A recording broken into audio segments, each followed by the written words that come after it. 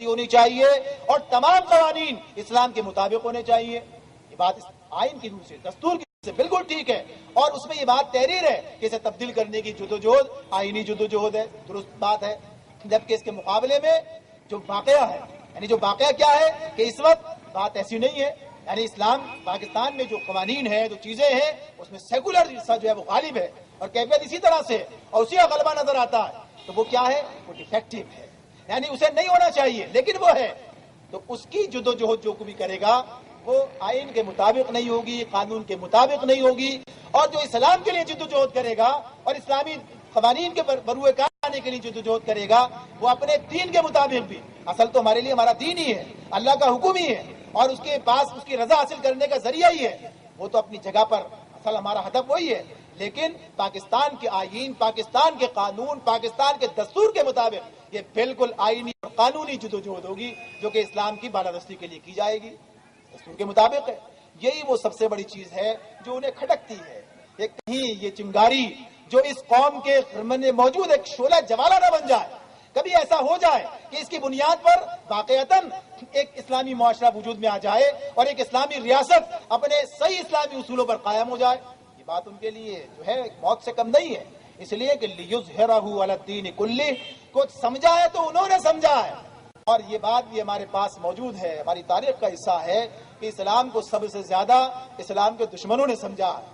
یعنی مکے کے اندر بھی نبی اکرم صلی اللہ علیہ وسلم کی مخالفت کرنے والے وہ سارے لوگ یہ سمجھ رہے تھے کہ اس دعوت کے غالب آنے کا مطلب کیا ہے، ورنہ وہ کبھی آپ کے در پہ ہزار نہ ہوتے، کبھی اس طرح کی کشمکش نہ ہوتی، کبھی باپ بیٹے کے مقابل نہ آتا، کبھی بھائی بھائی کے گردن پر جو ہے تلوار نہ رکھتا. لیکن وہ یہ سمجھتے تھے اس کے نتائج کیا سامنے آنے والے ہیں، ایک ایسا انقلاب جو ساری کایا پلٹ دے گا، اور اس نے پلٹ دی. یعنی جو کایا اس نے پلٹ دی. تو یہ بات تو وہ بھی آج بھی سمجھتے ہیں کہ اگر یہ اسلام اس اعتبار سے کسی ایک جگہ غالب آ گیا اور واقعتاً اس کے اصولوں کو دنیا نے دیکھ لیا، تو یہ سحر جو آج دنیا پر چھایا ہوا ہے اور اس طریقے سے اسے دھوکہ دیا جا رہا ہے، اس میں مزید کامیابی حاصل نہیں ہو سکے گی. یہ سحر ٹوٹ جائے گا اور اس کی جگہ حق کا بول بالا ہوگا. جاء الحق وزهق الباطل ان الباطل كان زهوقا. حق آ گیا، باطل چلا گیا، اور باطل تو ہے ہی جانے کے لیے. تو یہ بات اس اعتبار سے ہے. تو ہمیں اس بات کو سمجھنے کے لیے اپنے اسی جہاں سے جس کی استحکام کی بات کر رہے ہیں اس کی تشکیل کے حوالے سے ہم اس بات کو اپنے سامنے رکھتے ہوئے دیکھیں اور چلیں. اور آج اس صورتحال میں ہم ہیں، آج پاکستان جس نازک دور سے گزر رہا ہے اور جن بحرانوں کا شکار ہے، اندرونی اور بیرونی مسائل سے دوچار ہے، ان کا مقابلہ کرنے اور پاکستان کو مستحکم کرنے کے لیے اسی درجے کی یا اس سے بھی کچھ بڑھ کر جدوجہد کی ضرورت ہے جو قیام پاکستان کے وقت کی گئی تھی. آئیے اب ہم دیکھتے ہیں جو آیات میں نے پہلے آپ کے سامنے تلاوت کی تھی، انہی کی روشنی میں ہم قرآن ہدایات سے، اللہ کے اس فرمان کے ذریعے سے کہ جو اللہ تعالیٰ نے ہمارے سامنے رکھا ہے، اس کے روشنی میں ہم دیکھیں جو صورتحال ہماری بنتی ہے اور ہم کیا کر سکتے ہیں، کیا کرنا چاہیے. تو آغاز کی بات تو یہی ہے کہ ہم یہ سمجھ لیں کہ اسی نقطۂ نظر سے استحکام پاکستان ممکن ہے. یعنی دینی نقطۂ نظر سے وجود میں آیا اور اسی نقطۂ نظر سے مستحکم ہو سکتا ہے. تو پہلی آیت جس پر کچھ گفتگو تو بھائی کر کے جا چکے ہیں آپ کے سامنے کہ اللہ تعالیٰ ہم سے یہ بات بتاتے ہیں، قرآن ایک جیتی جاگتی کتاب ہے، قیامت تک آنے والے تمام انسانوں کی رہنمائی کے لیے یہ کتاب ہے، چاہے لوگ اسے رہنمائی حاصل کریں چاہے حاصل نہ کریں. یہ تو اللہ کی طرف سے ایک فیضان جاری ہے. اب جس کا دل چاہے اس سے فیضیاب ہو جائے اور جس کا دل چاہے اپنا آپ کو الگ کر کے اپنے دامن کو جو ہے کوتاہ رکھے، اس کا اپنے نقصان کی بات ہے. تو یہ بات بالکل ایسے ہی ہے کہ اللہ تعالیٰ اسی تناظر میں یہ مثالیں جو بیان کرتے ہیں، اللہ تعالیٰ نام بھی لے سکتے ہیں، نام بھی تو لیا جا سکتا ہے، نام نہیں لیتے اللہ تعالیٰ، صرف کہتے ہیں کہ ایک بستی کی مثال ہے. اللہ تعالیٰ کچھ لوگوں کے حوالے سے بات کرتے ہیں تاکہ جہاں جہاں یہ پر یہ چسپاں ہو، جس کے معاملات اس کے مطابق ہو، وہ اپنے آپ کو اس تناظر میں دیکھے، اس آئینے میں دیکھے. اس لیے کہ یہ جیتی جاگتی کتاب، اور اس کی ایک نہیں آپ کو بے شمار آیات ایسی ملیں گی، لگتا ہے جیسے آج کے اس دور کے اندر اسی وقت کے لیے ہمارے لیے اللہ تعالیٰ نے یہ نازل کر رکھی ہے. اس کی ایک مثال میں آپ کے سامنے رکھتا ہوں. سورہ بقرہ میں اللہ تعالیٰ فرماتے ہیں وَمِنَ النَّاسِ مَن يُعْجِبُكَ قَوْلُهُ فِي الْحَيَاةِ الدُّنْيَا وَيُشْهِدُ اللَّهَ عَلَى مَا فِي قَلْبِهِ وَهُوَ أَلَدُّ الْخِصَامِ وَإِذَا تَوَلَّى سَعَىٰ فِي الْأَرْضِ لِيُفْسِدَ فِيهَا وَيُهْلِكَ الْحَرْثَ وَالنَّسْلَ وَاللَّهُ لَا يُحِبُّ الْفَسَادَ. اللہ تعالیٰ فرماتے ہیں لوگوں میں سے کوئی ایسا بھی ہے، ذرا دیکھیے ہمیں اپنے گرد و پیش میں نظر آ جاتے ہیں. اللہ آپ کب بات کر رہے ہیں؟ اللہ تعالیٰ کہتے ہیں لوگوں میں سے کوئی ایسا ہے جس کی باتیں دنیا کی زندگی میں تمہیں بڑی بھلی معلوم ہوتی ہیں. یعجبک قولہ فی الحیات الدنیا، اور وہ اپنی بات پر ویشہد اللہ علی ما فی قلبی، کہتا ہے اپنے جو دل میں بات ہے، کہتا اللہ کو گواہ بناتا ہے، اللہ کی قسمیں کھا کھا کر اپنی نیک نیتی کے دعوے کر رہا ہوتا ہے. اللہ تعالیٰ کہتے ہیں وہو الد الخصام، بڑا بدترین دشمن حق ہوتا ہے وہ. اور اس کی پہچان کیا ہے کہ جب یہ باتیں بنا کر پلٹتا ہے، یا جب اقتدار جس کے لیے وہ باتیں بنا رہا تھا وہ اسے مل جاتا ہے، تو پھر کیا ہوتا ہے؟ وَإِذَا تَوَلَّى سَعَى فِي الْأَرْضِ لِيُفْسِدَ فِيهَا وَيُهْلِكَ الْحَرْثَ وَالنَّسْلَ، اس کی ساری سعی و جہود، اس کی ساری بھاگ دوڑ اس راستے میں ہوتی ہے کہ زمین میں فساد پھیلائے اور نسل انسانی کو اور ذرائع معیشت کو، یعنی کھیتوں کو، ذرائع معیشت کو برباد کر دے. یہ بات ہمارے سامنے ہے. یعنی جتنے بھی آتے ہیں، چاہے وہ بیرونی ہو چاہے اندرونی ہو، ہم جس اعتبار سے دیکھ لیں تو بات یہ خوشکن وعدے، ایسے وعدے کہ بس تمہارے لیے سب کچھ ہے. کوئی امن کے نام پر بدامنی کرتا ہے، کوئی عدل کے نام پر ظلم کرتا ہے، کوئی امن کے نام پر جنگ مسلط کر دیتا ہے، کوئی لوگوں کے حقوق کے نام پر ان پہ بمباریاں کرتا ہے. یعنی نام تو یہی ہے، لوگوں کے لیے، آپ کے حقوق کے لیے، عوام کے لیے. نام عوام کا ہوتا ہے اور مقاصد اپنے پورے ہوتے ہیں. اور یہاں دیکھا جائے تو صورتحال ایسی سامنے آتی ہے، جتنی پالیسیاں بنتی ہیں وہ ساری کیا ہے؟ وہ ساری کی ساری اسی پر مبنی ہوتی ہے کہ اس سے انسانی مسائل کے اندر اضافہ ہی ہوتا چلا جاتا ہے. آپ بھی جانتے ہیں، میں بھی جانتا ہوں. یعنی اللہ تعالیٰ نے دو باتیں یہاں پر کہی ہیں، وَيُهْلِكَ الْحَرْثَ وَالنَّسْلَ، یعنی معیشت کے ذرائع بھی برباد اور انسانی جان بھی برباد، اس کو بھی خطرات لاحق. تو جو بات آج سامنے ہمارے وہ ہے بالکل واضح. یعنی معیشت کے راستے مسدود ہو رہے ہیں یا کھل رہے ہیں، بڑھ رہے ہیں. یہ ایک ایسی بات ہے جسے سب جانتے ہیں. یعنی پاکستان کے اندر یا پوری دنیا کے اندر آج جو کیفیت ہے کہ معیشت ترقی کر رہی ہے، لوگوں کے لیے زندگی گزارنا آسان ہو رہا ہے، معیشت کے راستے کھلے ہوئے ہیں، یا بے روزگاری بڑھ رہی ہے، مہنگائی بڑھ رہی ہے، مشکلات بڑھ رہی ہیں، زندگی جسم و جان کا رشتہ برقرار رکھنا مشکل ہو گیا ہے. یہ صورتحال ہے معیشت کے حوالے سے، تباہ ہوتی چلی جا رہی ہے، انڈسٹری ختم ہوتی چلی جا رہی ہے. پالیسیز کی بات ہو رہی ہے. اللہ تعالیٰ کہتے ہیں ایسی ہوتی ہیں، اور انسانی جانوں کو جو خطرات لاحق ہیں وہ بھی آپ ہم سب جانتے ہیں. تو اللہ ایسی مثالیں ہمارے سامنے رکھتا ہے گویا کہ ہمارے بارے میں بات ہو رہی ہے اور ہمارے بارے میں ہو رہی ہوتی ہے. اس لیے کہ ہر دور کا مخاطب، ہر دور کا انسان اس قرآن کا مخاطب ہے، اسی کو یہ مخاطب کرتا ہے.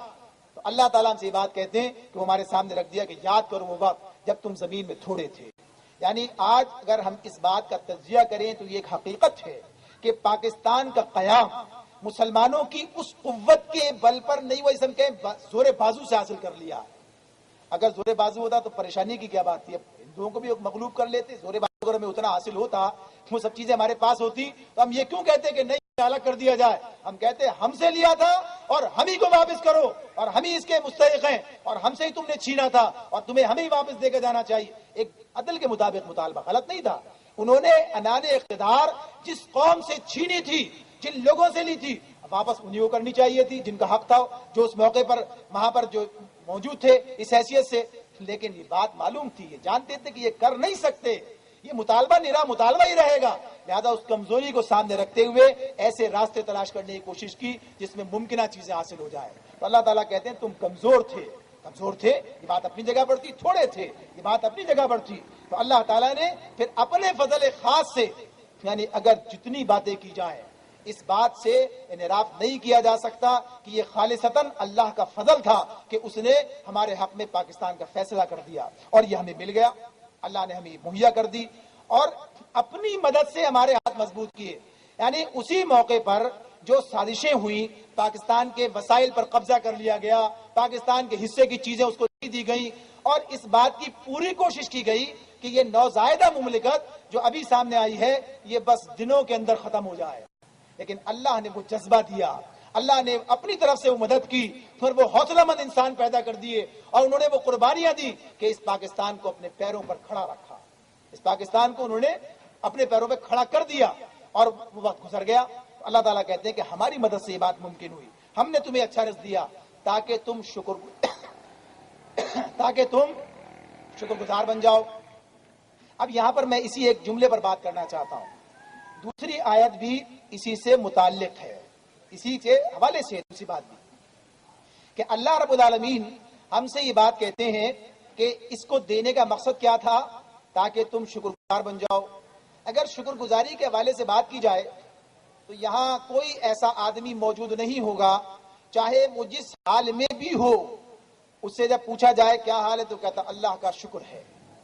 یعنی مسلمانوں کی کہیے کہ ایک روایت، چاہے روایت کی اندازی کہہ لیں اس کو ہم، یہ موجود ہے کہ اللہ کا شکر ادا کرتے ہیں، اللہ کا بڑا شکر ہے۔ یعنی آدمی تکلیف میں بھی ہوتا ہے، پریشانی میں بھی ہوتا ہے، اس کے باوجود بھی عمومی بات، اکا دکا کی بات چھوڑ دی، استثناء ہر اس میں حاصل ہوتا ہے کہ سب کچھ ہوتے ہوئے بھی لوگ کہتے ہیں ملا ہی کیا ہے، ان کی بات چھوڑ دیجئے، لیکن عمومی طور پر یہ رویہ سامنے آتا ہے کہ زبان سے اللہ کے شکر کا اظہار کیا جائے، اللہ کا شکر ہے۔ آدمی جس طرح بھی موجود ہے، پھر یہ کس شکر گزاری کی بات ہو رہی ہے اور کس حوالے سے بات ہمارے سامنے آئی ہے؟ بنیادی طور پر یہ بات ہمیں سمجھ لینی چاہیے کہ اللہ تعالیٰ کی شکر گزاری کا مطلب یہ ہے، اس کا منشا یہ ہے کہ اللہ تعالیٰ نے جو نعمت جس مقصد کے لیے عطا کی ہے، اس نعمت کو اس مقصد کے لیے استعمال کیا جائے، اس نعمت کو اس مقصد کے لیے استعمال کیا جائے۔ اللہ تعالیٰ نے مجھے مختلف قوتیں دی ہیں، آپ کو بھی دی، ہم سب کو دی ہیں۔ ان قوتوں کے استعمال کا کیا مقام ہونا چاہیے؟ اللہ نے ہمیں مختلف وسائل دیے ہیں، ہمیں مختلف صلاحیتیں دی ہیں، ان کے استعمال کی بات ہے۔ اگر ہم زبان سے یہ کہتے رہیں کہ اللہ کا بڑا شکر ہے کہ اس نے مجھے زور بازو عطا فرمایا ہے، لیکن یہ زور بازو جو ہے اللہ کے دشمنوں کے کام آئے، زبان سے تو میں یہ کہتا رہا ہوں کہ اللہ کا شکر ہے کہ اس نے مجھے زور بازو دیا ہے، لیکن یہ زور بازو اللہ کے دشمنوں کے کام آئے، اللہ کے خلاف استعمال ہو، اللہ کی کتاب اور اس کے رسول کے قانون کے خلاف استعمال ہو، تو یہ شکر نہیں ہوگا، مذاق ہوگا، یہ شکر نہیں ہوگا، مذاق ہوگا۔ آج ہم اس اعتبار سے دیکھتے ہیں تو ہماری صلاحیتیں، ہمارے وسائل، ہمارے معاملات، تو یہ ملک جس مقصد کے لیے اللہ سے مانگا گیا، حاصل کیا گیا، جو وعدے کیے گئے، جو اس کی بنیاد بنائی گئی، جو اس کا نظریہ بنایا گیا، وہ سب کیا تھا؟ وہ سب تو یہی تھا کہ اسلام، یہاں پر اسلام کو بالادست کیا جائے گا، یہاں اسلام کی حکمرانی ہوگی، یہاں اسلام کا تجربہ کیا جائے گا، یہ ایک اسلامی مملکت بنے گی۔ لیکن سب کچھ ہوا سوائے اس ایک بات کے۔ یعنی اگر ہم یہ کہیں کبھی ہم نے تجربہ کر کے دیکھا تھا بھئی ہم تو ناکام ہو گئے، کیا کیا جائے؟ تجربے تو ہم نے بہت سے کیے اس دور میں، جیسے آئین کے تجربے میں نے آپ کو بتائے، پتہ نہیں فوجی تجربے، جمہوریت کے تجربے، دیگر تجربے، کتنے تجربے، اسلام کا کوئی تجربہ نہیں ہے کہ بحیثیت اسلام کو مکمل طور پر کبھی قائم و نافذ کیا گیا ہو اور اس نے ہمیں مایوس کر دیا ہو کہ اس سے بھی کام ہمارا نہیں بنا۔ تو اصل بات کیا ہوئی؟ اصل بات ہمارے سامنے یہ آتی ہے کہ اللہ رب العالمین نے جس مقصد کے لیے ہمیں یہ دیا، ہم نے اس مقصد کے لیے اسے استعمال نہیں کیا، اور جب نہیں کیا تو کیا ہوا؟ اب دوسری آیت کو اپنے سامنے رکھ لیجئے، بات وہی ہے، یہ قرآن مجید یہ میرے اور آپ کے لیے ہے، یہ ہمارے لیے اللہ نے بھیجا ہے اور ہمیں اسے ہدایت ملتی ہے۔ تو اللہ تعالیٰ نے دوسری مثال جو ہمارے سامنے رکھ دی وہ کیا ہے؟ وَضَرَبَ اللَّهُ مَثَلًا قَرْيَةً كَانَتْ آمِنَةً مُطْمَئِنَّةً، اللہ تعالیٰ کہتے ہیں اور انہیں ایک بستی کی مثال دو، انہیں ایک بستی کی مثال دو جس کے اوپر اللہ تعالیٰ نے جو امن و اطمینان کے ساتھ زندگی بسر کر رہی تھی۔ کانت آمنۃ مطمئنہ یأتیہا رزقہا رغدا من کل مکان، ہر طرف سے رزق بفراغت اسے پہنچ رہا تھا۔ یہ سب کچھ ہونے کے بعد کیا ہوا؟ اس نے اللہ کی نعمتوں کا کفران شروع کر دیا، اس نے فکفرت بانعم اللہ، جب یہ کام کیا، یعنی اسی آیت کے ساتھ اگر ملا کر دیکھیں، اللہ نے یہ نعمت دے دی، اور اللہ تعالیٰ مہلت دیتے ہیں۔ اللہ کا بڑا فضل یہ ہے